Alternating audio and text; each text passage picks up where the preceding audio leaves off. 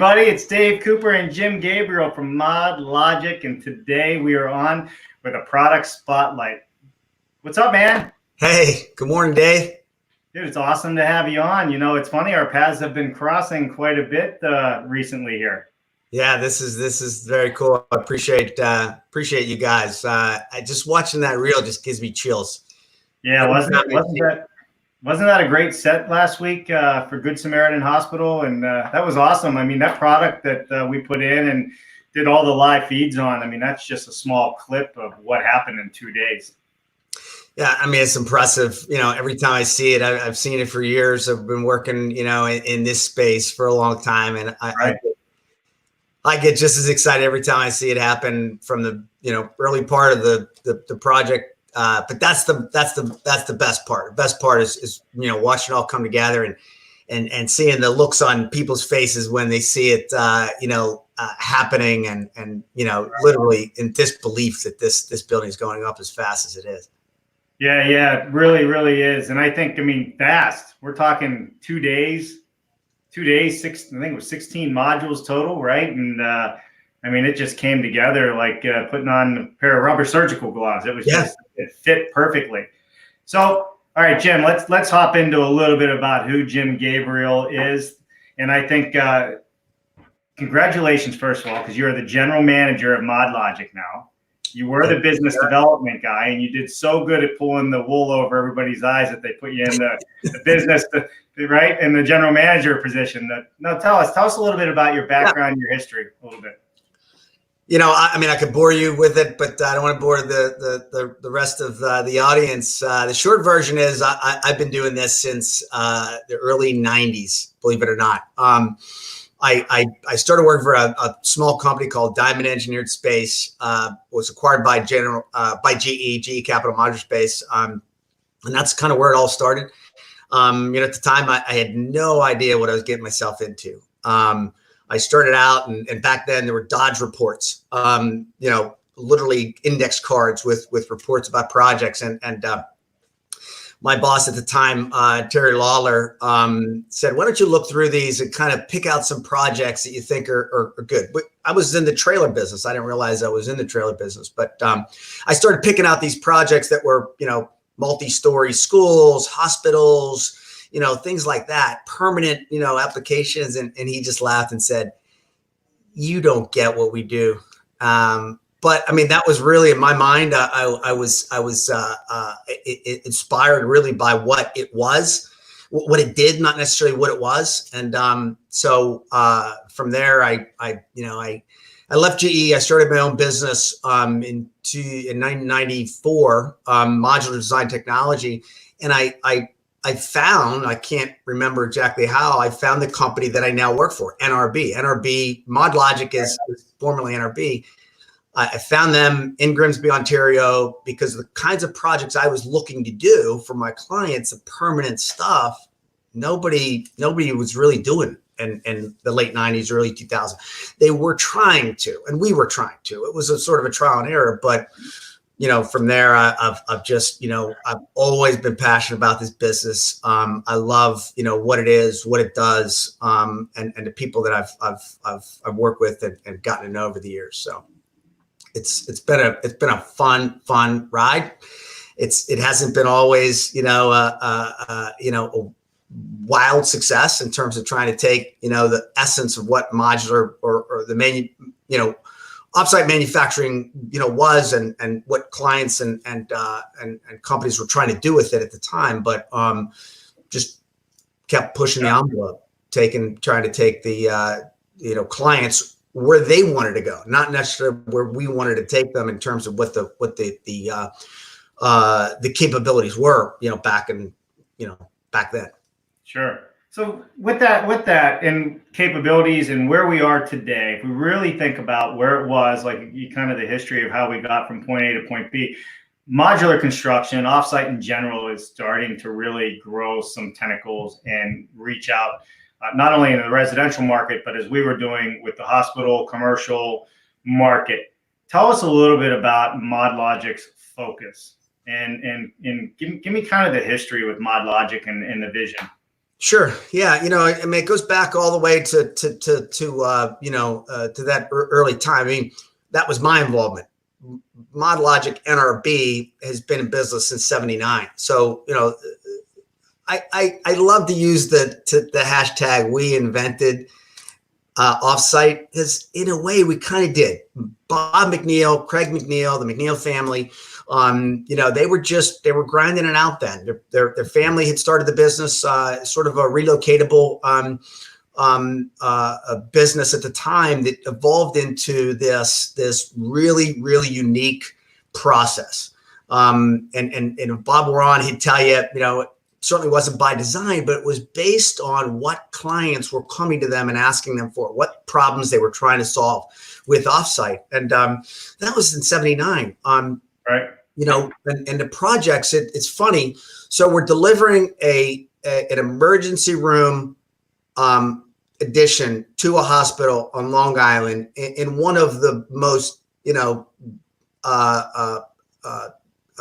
unique times, right? COVID, right? Pandemic, worldwide pandemic. The first emergency room department addition that I did with NRB as Modular Design Technology was September 11th, or that week, the week of September 11th, 2001. We put Bob McNeil and I worked on a project, a 2-story emergency room addition to Raritan Bay Medical Center.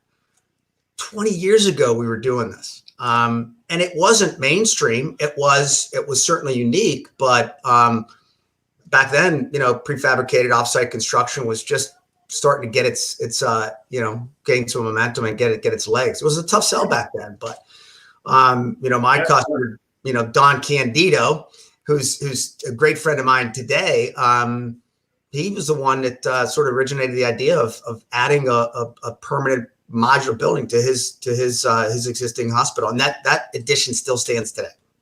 Sure.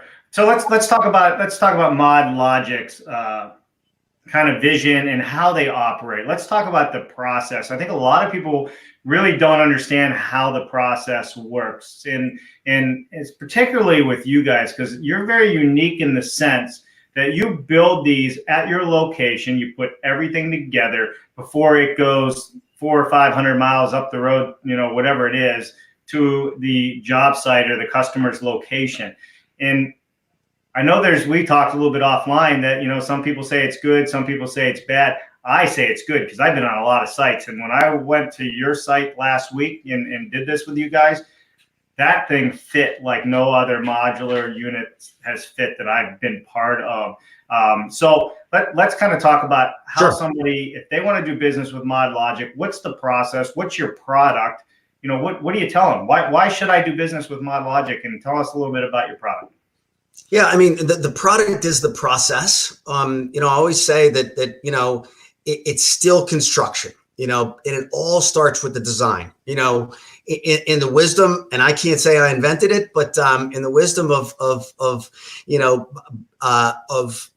those who have helped perfect this process, we've always been design assist. So we work with the architect who's involved obviously on the front end. We're not trying to take a square peg and fit into a round hole. We're trying to take a process and allow it to be molded into what the customer wants. So it's what we do is just like conventional construction. We're just building in a factory. We have a unique way of doing that, but our product is the process. And the wisdom of again, all those who have gone before me, we've stayed with that process. Other companies have gone to sort of consolidation of where the architect of record, where the builder, where the installer, where the general contractor on site, and that's a byproduct of failure to collaborate. So what we do best is collaborate with architects and engineers who want to leverage all the benefits of modular construction, for their clients. So we start there. We start with the design. We start with the concept. Very often we're starting with a project that's already been completely designed conventionally. And what's unique about us is that we build from a conventional set of plans, albeit structurally designed by us. We develop our team, again, working in conjunction with the architect. We typically work in BIM. We'll develop a Revit model of the structural. So we almost always will manage the structural aspect of the project.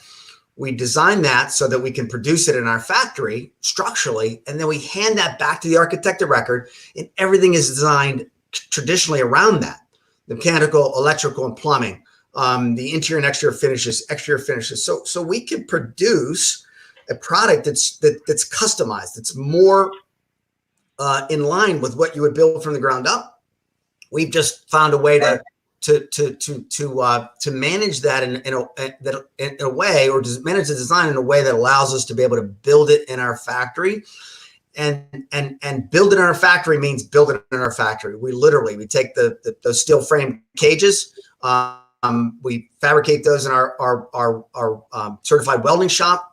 We take those mods, those structural frame mods, and we bolt them together horizontally and vertically, and it becomes a conventional project from there. And so you could get to understand very quickly how that all comes together and how we can integrate the design into our process in a customized way. So the end product is exactly what the customer wants. It's not kind of a version of what they want. It's not an assembly line style version of what they want. It's what they want with some limitations in terms of the dimensional parameters, which everyone is really, all manufacturers are beholden to.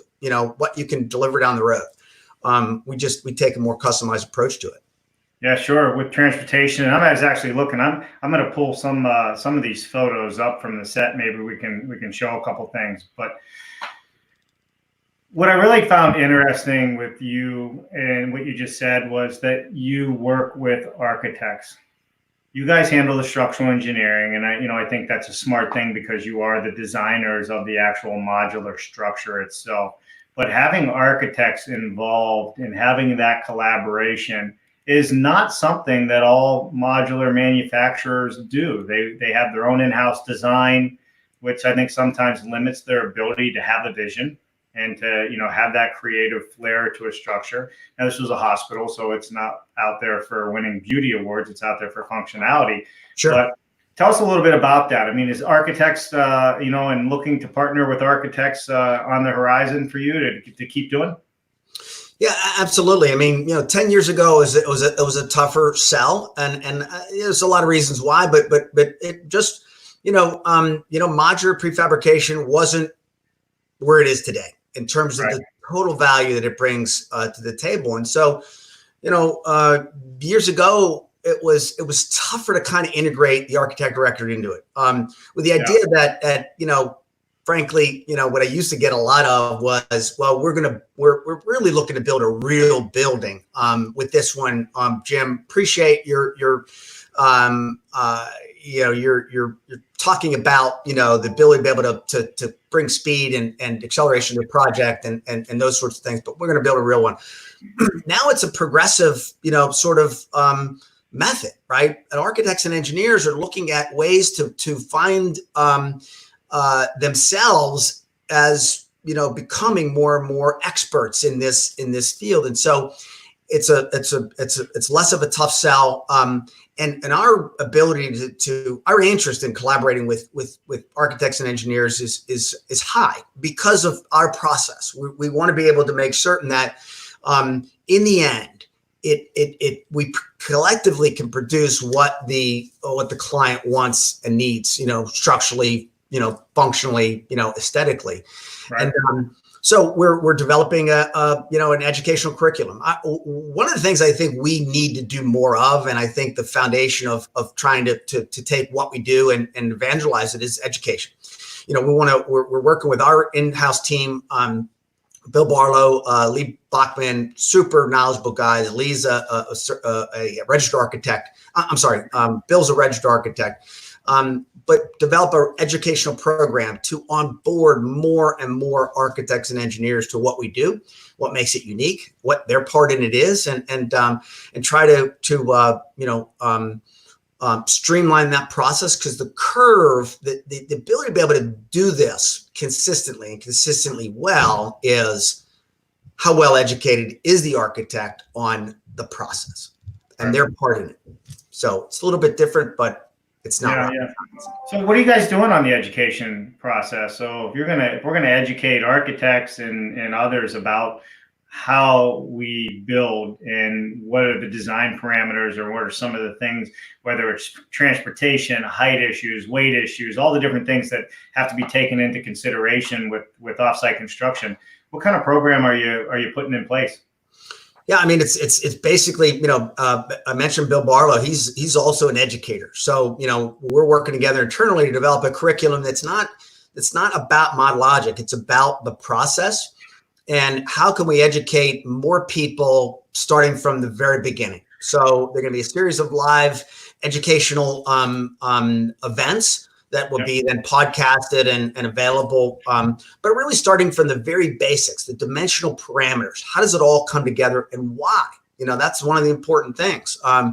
Lee Bachman just wrote a piece on the transportation and logistics. So that's kind of where it all starts. It's not the design, it's what's driving the design. So we want to start with the components of what's driving the design so that people understand it. And frankly, we can get those architectural partners engaged in taking these designs a step further. So when they come to us, they're already sort of, in that mindset.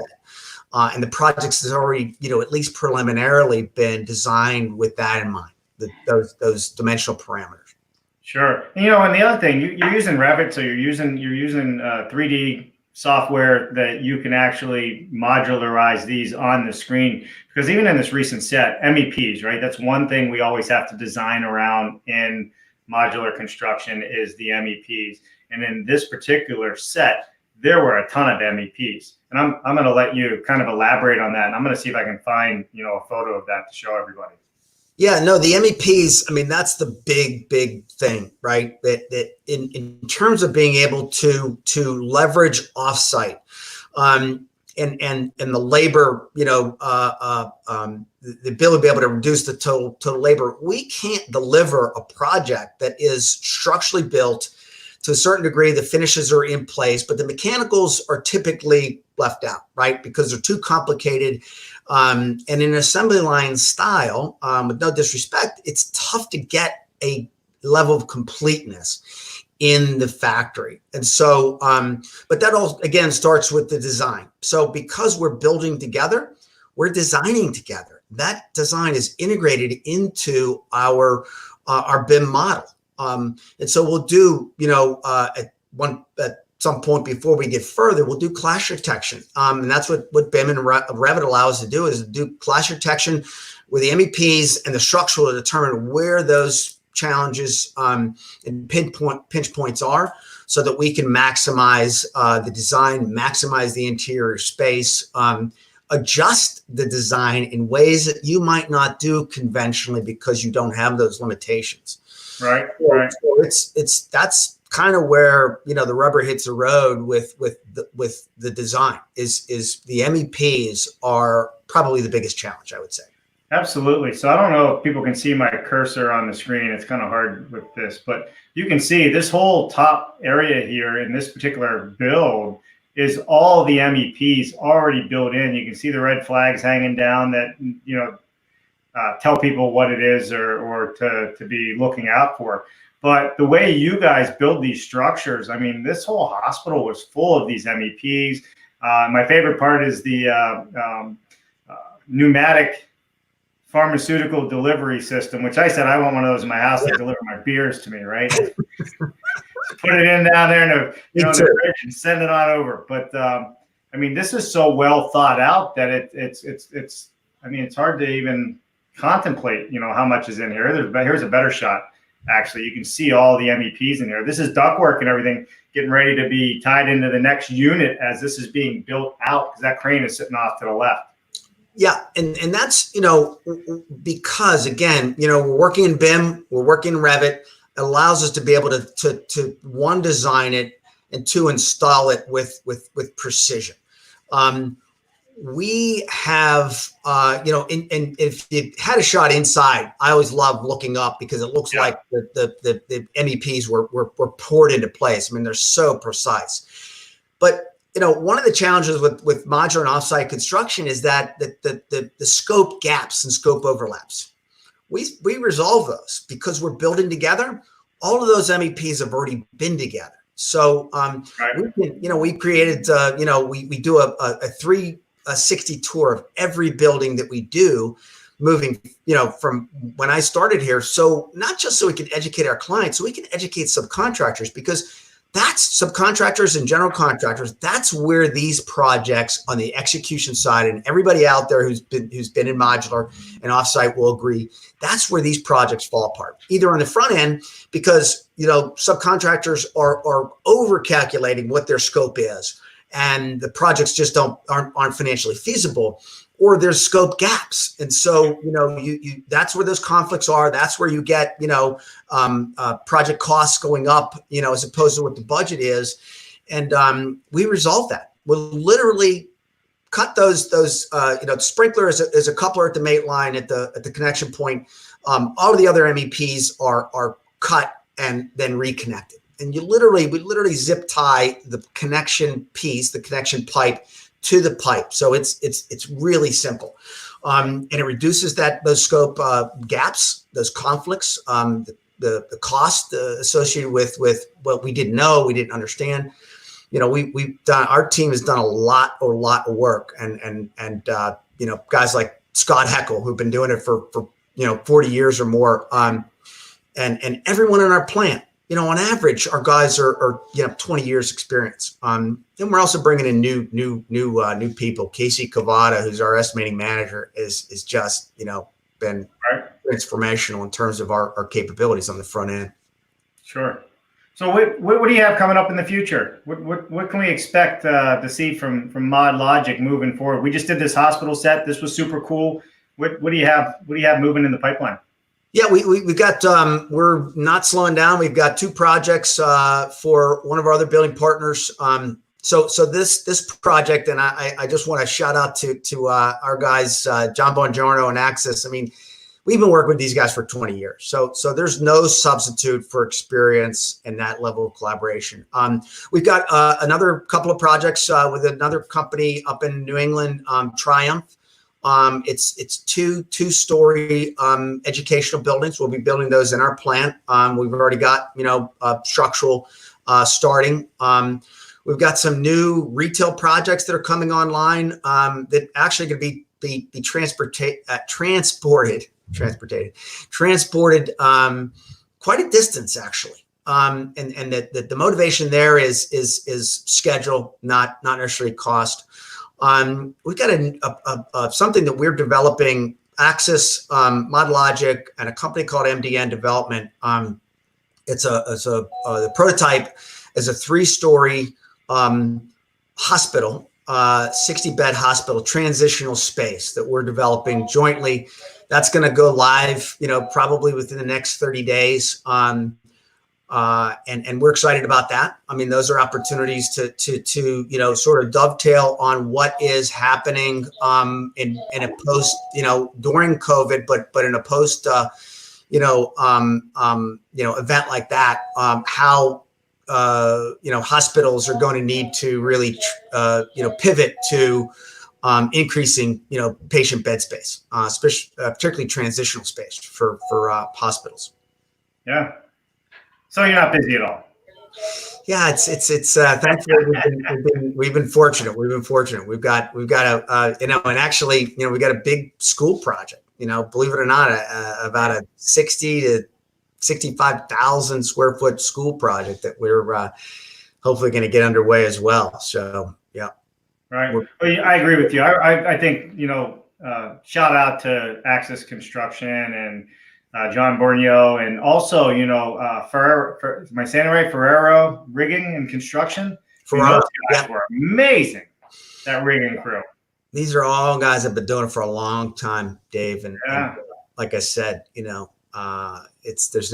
there's no substitute for experience. A lot of companies, and I'm an entrepreneur, so I give them credit, and to the extent that we can help anybody, be successful in this business. I mean, there's a ton of it. So there's no fear of competition. We want to make sure that people are successful, but there's no substitute for being able to say we can because we have. Right, right. Hey, so if you're just tuning in, Jim Gabriel is on from MODLOGIQ, and we are talking about what MODLOGIQ does. This is a product spotlight. And so if you're just joining us, if you don't mind, hit that like, share, and put in the comments where you're from. And don't be shy. Ask questions. Now is the time to ask questions if you have any. But I have to say, Jim, so far this is great. We're going to dive into something else that's even cooler now, and that is the awards you won, World of Modular. Oh, yes. When I saw you last week, you didn't, you know what? I forgot about it. Kind of. We just busy. So one, congratulations, but tell us a little bit about Axis Construction, MODLOGIQ, awards, all the things. And then also I want you to tell everybody how important it is to be involved with our trade associations, if you think it is. Yeah, no, I definitely think it is. I mean, but in terms of awards, I mean, it's nice, when the MBI, I love the MBI that World of Modular, they do such a great job with it, but that's all year long. So we're talking about it after, as soon as that show is done, we're talking about, okay, I like to be on the stage. So what's the next project we're going to win an award with? And it's an acknowledgement. It's not just for the project, it's for the team, and so we get excited about it. And we typically come away, NRB traditionally has come away with a lot of hardware. We tend to do some really cool things. Axis, the Malloy student housing project, which was a 3-story student housing project for Long Island, New York, with an Axis project. We won for, I honestly forget what the category was, but it was won first place for multi-story over, probably 10,000 square feet. Yeah, Axis won. We won as an affiliate to that. It was a project. We been 3 stories in our plant. It was magnificent. But we'd like to have those kinds of acknowledgments. The last time, we won 3 or 4 awards this last time, but the time before that, I mean, it was just like NRB. And a friend of mine texted me while he was in the audience saying, is this ever going to end?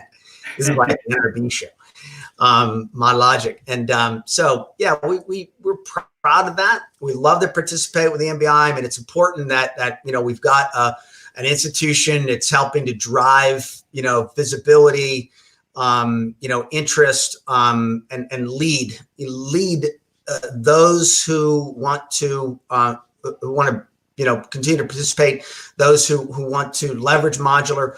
It's been a really good organization in terms of advocacy. They do a lot of work on the government side as well to make certain that there aren't conflicts in our ability to be able to leverage offsite. There's always been some challenges, not so much now, but in the past with modular construction and the ability to be able to not have any restriction with respect to where we can build and so forth.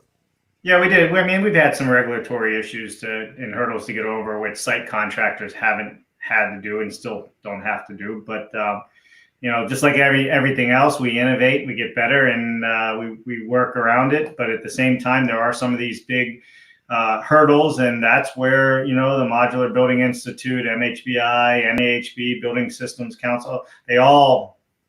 I mean, this is what we pay for, is to help. Yeah. Yeah, and we've not only just participated. I mean, we've helped lead. Lori Robert, who's the VP of sales for NRB.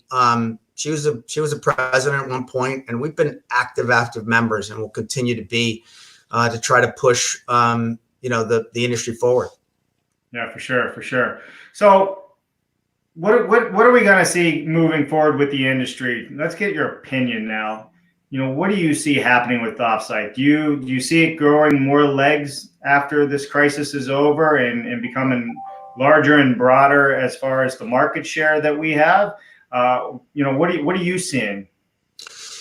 Yeah, I mean, I think it's sky's the limit. It's always based upon our ability to succeed. One project at a time. So I'm a big picture guy, and I absolutely I'm bullish. Even with the economic slowdown that's been caused by COVID, as to where we are. When you think about not just what offsite construction, modular construction does in terms of speed and all the typical benefits. You think about what benefit it brings under these circumstances. The ability to be able to, in a hospital project, pull that project off site and build it, and manage, in this new sort of environment, the construction site, more efficiently. I think that's an obvious benefit. And maybe it's not that obvious. But I think what we're going to see is as you're getting more new companies involved. They're seeing it as not necessarily, seeing it as a financial opportunity for themselves. Those are love to see new thinking, new, innovative ways of doing things, kind of, cautiously optimistic about that, because the motivation can't just be the financial gain. It has to be with an interest in taking what we do and making it more successful. So that's, I see the industry, continuing to move forward, in a positive way. I think the benefits have become even more clear relative to, managing and mitigating, labor issues. But I think it's all based on, progressively a platform or foundation of success. I mean, we've got to, the only way this industry is going to move forward is one project at a time, one success at a time, making certain that you've got the right fit for the right client. I mean, that's one thing that we do a ton of. I mean, we pass up on a lot of projects because the motivations aren't right and the projects aren't right and the designs aren't exactly, right in terms of being able to determine that, we know we can be successful, in the end. And so I think that's what's really going to make our industry more successful is just, due diligence on the front end, not leading it. And I'm a sales guy. So, I don't Not anymore. I don't want to disrespect the sales part of this, but it's really, really, really heavily leveraged on the design side, the execution side. We can't just go out there and try to take on every project. It's got to make sense. We have to have the right motivations, the right people on board, the right level of education that's going to, and I think, if you were to ask me, how are we collectively more successful? I think it's education. Architects and engineers, educating contractors, educating owners and developers in terms of, what makes sense. And just, working together, again, one project at a time and making each of those projects, focusing on the success of each and every one of those projects. But I think the sky's the limit. It really is. It really is. And, you jogged my memory. I want to touch base on one thing, and that was the hospital workers. So everybody knows when we were down there, we did 4 live feeds and we were on location live. Worst cell phone area I think I've ever in my life been to. Yeah. And we managed, and we came out of doing the live feed, walking through the building, and the nurses and doctors and healthcare workers were all standing there. And I remember they said, and you were much quicker on your feet than I was. They said they looked at us after this building was just about done. And they said, "You guys are miracle workers." Yeah. And I just said, I looked up because my mind's just turning off everything. And I said, "Thank you." But you said, "No, you're the miracle workers." And it dawned on me, right? I mean, so why I bring that up is, one, this unit that we put in 2 days, this almost 7,000 square feet of emergency room pediatric space can and will be up and running by July, if not sooner. Yeah, John, I think that's a powerful thing. We're not gonna draw that line for him on live on LinkedIn. But yeah, I know. Anyway, our phones would be ringing off the hook, right? Yeah. First from him first. Yeah. Yeah. Yeah. You know, that isn't that ironic? I mean, and this is why I love this. And I've always said it's not what it is, it's what it does. It's what it does for people. It's what it does for the hospital, what it does for the community. And you know, I could bore you with anecdotal, you know, stories about that. But that had a big impact, you know, on me in this world. You've got healthcare workers on the front lines, just putting their lives, you know, at stake. And they think we're the miracle workers, and which is crazy. And you know, John, Access Construction, MODLOGIQ, we're working on some things to help, you know, accentuate that you know, that reality that they are the miracle workers. We're here to support them, and the extent that you know this project is going to help them. That's, you can't get more you know, gratification than that. No, you definitely can. Just hearing those words when they said that was, you know, to me, just amazing and gratifying all by itself. So, yeah. Oh, Jen's in the background here. She said John is commenting. All good. So, hey, John, we didn't say it. No, but I have to say, there's no doubt in my mind they'll meet the deadlines that they set with the hospital, and if I know John, they're going to exceed those deadlines. And I think that's really cool. And quite honestly, doing a project of this scale in you know, 5 months, let alone 2 or 3 months or less, is miraculous in how everything came together. And, you know, the other side with what's going on with COVID, you know, everything was done on the outside of this building. You guys couldn't go through into the ER, which was even more amazing.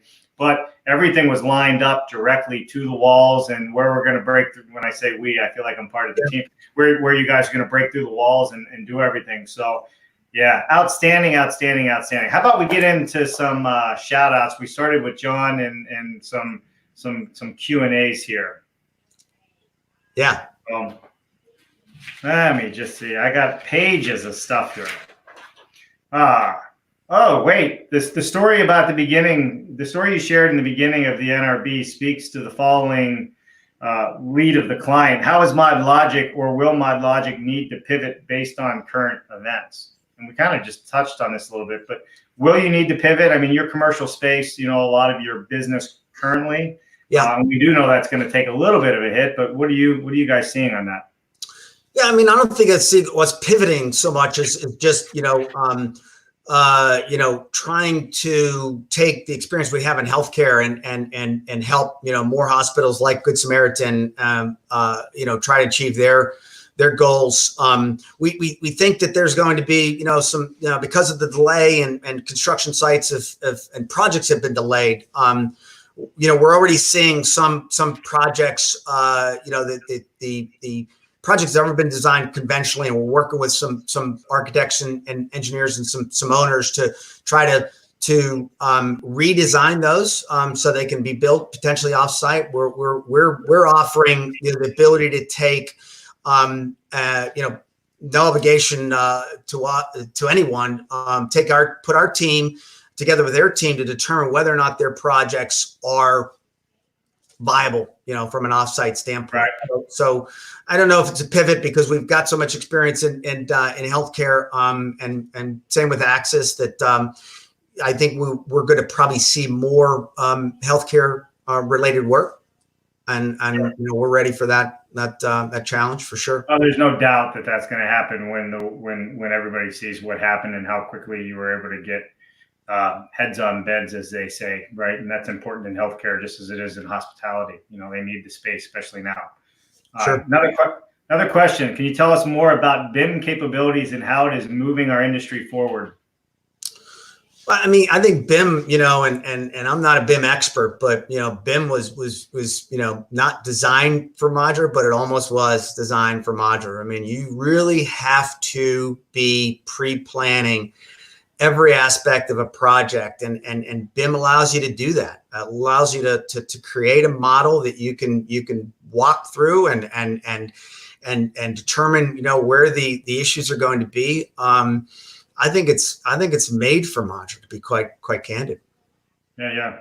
Love it. All right. This one is Joel Hutchinson from Splash Modular. He said, quote, "I cannot disagree more. The vertically integrated business model is a failure to collaborate effectively." Can you elaborate on that? So he agrees or doesn't agree? I'm not sure. What was this? He disagrees. Maybe Joel can I didn't elaborate. understand. Maybe Joel, you can elaborate a little bit more on that. So Yeah. Jen's monitoring the questions in the background. Joel, if you can elaborate on that a little bit more, and then we will definitely have a discussion on it. I don't think I understood the question. All right, some shout outs too. If I get your name wrong, please do not beat me up in the comments. I promise it's not intentional. I'm trying my best. Rob Lefebvre, Ryan Project Funding, John Moon, Nashua Builders. I mean, John Borneo, Access Construction. Dr. Moon, I call him. Yeah. Tom Reddy signed in. Tom Reddy, Project Management. Ian Pope, IDP Automation. Ian Pope's from England. We got people from overseas. David Tulin, Jerry McCullough, Anthony Good, PM Real Estate. So Anthony Good, Project Manager and Real Estate person. Greg Oniski. You know that guy? It sounds familiar. Yeah. MODLOGIQ. Just seeing if you know who your people are. Linebacker. Sounds like a Chicago linebacker. Is he a big guy? Yep. Daryl Hahn from Durabuilt was on. Dylan McKentley from also. Do you know that person? That's another MODLOGIQ person. Yeah. All right. So we got Joe Butler, Forward Offsite Solutions. You know Joe? I don't know. Yeah. Well, he's not in your company, so you don't have to worry about. Yeah, it sounds familiar. Kevin Washington, news contributor and ops assistant from North Carolina. Matthew Reed also tuned in. All right, this one's got me here. ARG Sesha Jerry Rao. Did I say that right? ARG Sesha Jerry Rao from Art Design Build. So if I said it wrong, please you can correct me because I'm not sure. Andrew Winter. And then this is from ARG Sesha. Is what software do you use for tracking progress of your modular construction and implementation? How do we find more information? Okay, yeah. So what software are you guys currently using for tracking progress of your modular construction and implementation?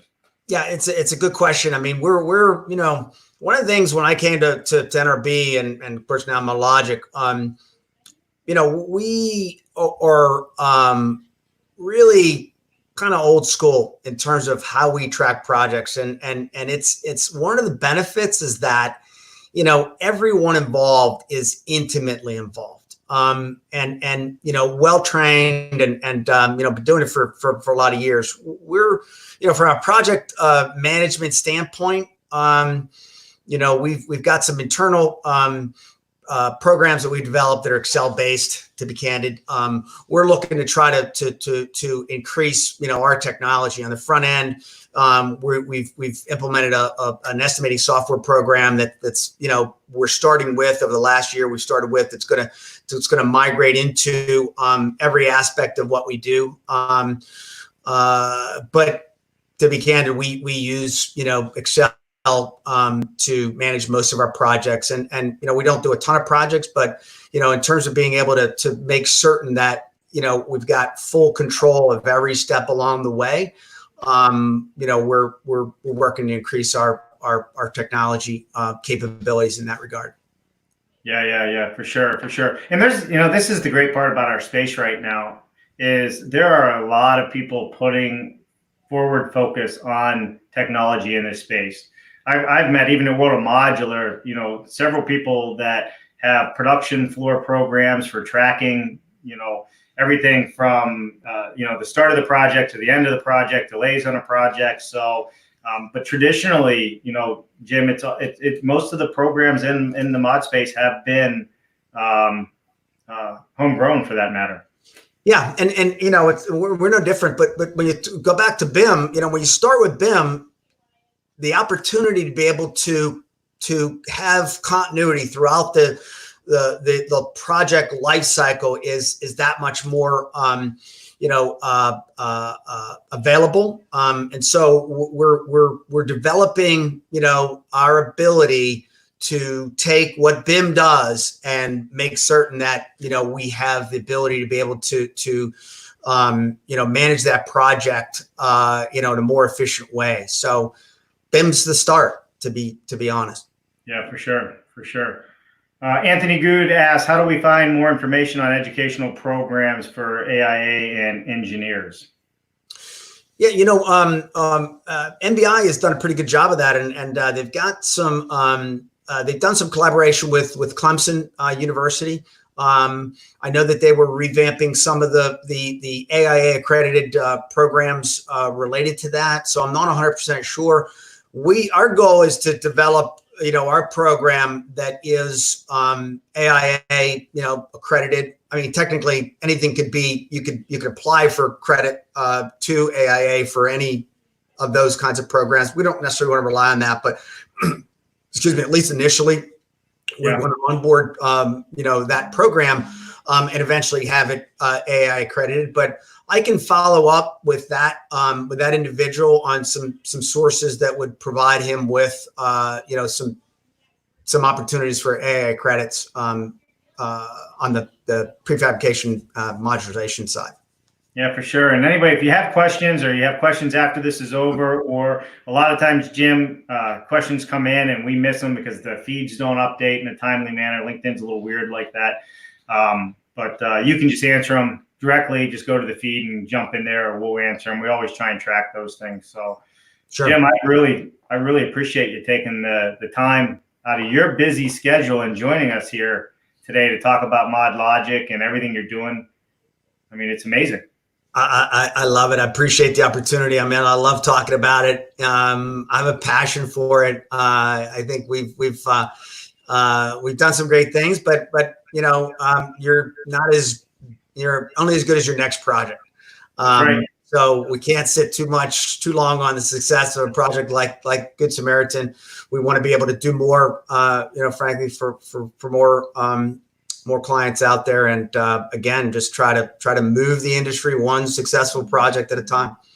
So if anybody wants to get a hold of MODLOGIQ, go ahead and plug yourself real quick in the company, and then give us some parting words. And we're gonna play the outros the same as the intro for the most part, but it shows this whole hospital set that we have been talking about this, and off and on throughout this whole thing with John Borneo and his team from Axis and Ferrara the riggers. You can see all that in the outro. So I highly suggest if you want to see it and the mechanicals. Yeah. Join it. But go ahead. Tell us how we get a hold of you and parting words. We have a fantastic front end team that's positioned to help anyone who wants to kind of consider whether a project makes sense or not. So if you want to find out more, I mentioned the 360 tours of the recent buildings, including Good Samaritan Hospital, where it's kind of a Google Street View, view of the project. You can fly through it. Go to our website, www.modlogiq with an IQ, which I got a lot of grief about when we first, why the IQ? It's the smart part. Was it the company, or were they talking about you? Well, probably both, actually. those who know me would probably say, yeah, why him? But we've got a lot of resources. Like I said, our initial goal is to educate. We're not trying to sell something. We're just trying to educate people to what makes sense and how we can help them accomplish it. You mentioned Greg Aniski, Dylan McKentley, Matt Reed, Casey Cavada. Our upfront team is awesome. Very responsive, and we're in a position to help anyone who's got an interest. I say, follow the logic. There's a reason why we use that as a tagline. The logic is our smart method of construction. So to the extent that we can again educate architects, engineers, clients, and prospects to what we do. And the one thing that I always make certain I do is if we can't do it, I can refer you to somebody who can. So I don't like to leave people hanging. If you're looking to try to leverage offsite and it doesn't make sense for us, it could make sense for someone else. And I've got a huge network of people, friends, mostly in this business that I'll be glad to refer you to. Yeah. I love it. Well, you're tagged in the video, so people can find you in the video here, and also they can find you on YouTube. They can also see all these live feeds either in the activity page, or they can go to our YouTube channel, Dave Cooper Live, and watch the videos there, the live feeds that we've done. We have some interviews coming out that we did. We got so much stuff coming out for you and John, and things that we've done to really showcase, you know, the wonderful job that you guys are doing, and I think it's amazing. And Jim, man, I appreciate you being on. Thank you so much. Thanks, Dave. All right. We will see you, everybody. I'm Dave Cooper, davecooper.live, and this is a product spotlight with Jim Gabriel from MODLOGIQ, and that is with a Q at the end. Please look them up. You got a commercial project or any project out there, use them as a resource. One, you can just tell he's a super nice guy. And two, been in the industry a long time. You know your stuff, and that's what makes it so much fun. Thanks again, Jim. Thanks, Dave. All right, here's the outro. You ready?